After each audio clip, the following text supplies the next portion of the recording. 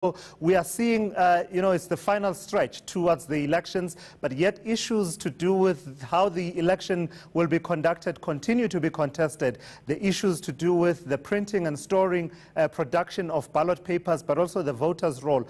What is the likelihood of a free and fair election in Zimbabwe this time around? The players are new, but are the issues going to remain the same?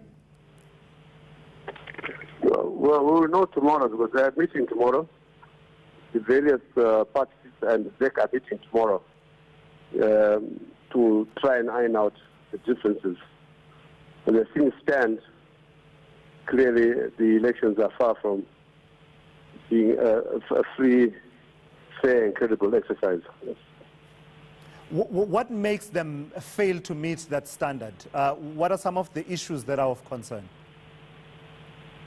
First of all, legacy issues. The elections since 2000 have been disputed, the outcomes thereof. The more than suspicion that the military has been involved in the electoral process since 2000, the military and intelligence. And the record of the 2008 and 2013 elections, which were clearly rigged outcomes, contrived runoff in 2008, and so on and so forth. So there's legacy issues. Secondly is the perennial problem of the voters' roll, which for the first time in 18 years has been made available, but they are still cleaning it out. And then comes the new problem of the ballot paper, with the ZEC insisting that they are following the law, and the civic society and the opposition parties say no.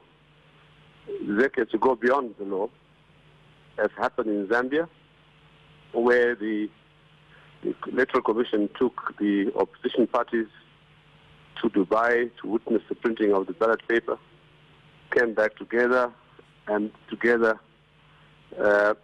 supervised the distribution of the ballot paper. That's the kind of credibility that is being called for with regard to ZEC. Dr. Mandaza, that last issue that you mentioned, the issue of the printing and the management of the ballot papers, has a particular context, doesn't it? It goes back to the 2013 election, where people rightly or wrongly believed that the ballot papers were at the heart of the outcome that we saw, where former President Robert Mugabe won in those elections. Exactly. Exactly. I mean, where Mugabe got 2.2 million votes, I mean, incredible. Double what you got in the previous election. So, I mean, it's legion now that these elections were rigged and that the ballot paper was at the center of it all. The ballot paper and the voters' roll. So now, Dr. Mandaza, just before I let you go then, let's talk about President Emmerson Mnangagwa.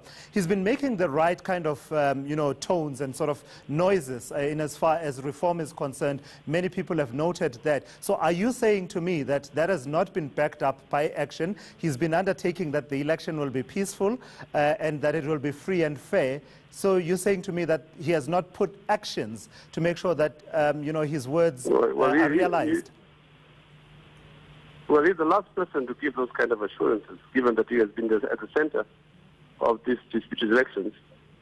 2008 in particular, and you remember in 2013, he was at the press conference where they just received a report from Nikov, Emmerson was sitting next to Mugabe. So basically, he's the last person to give those kind of assurances. I don't think people trust him at all.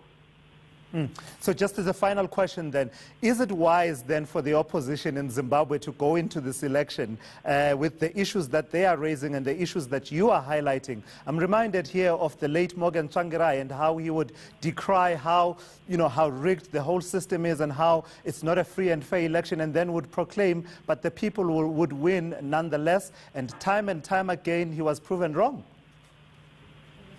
Yeah, I think the opposition has learned from that precedent.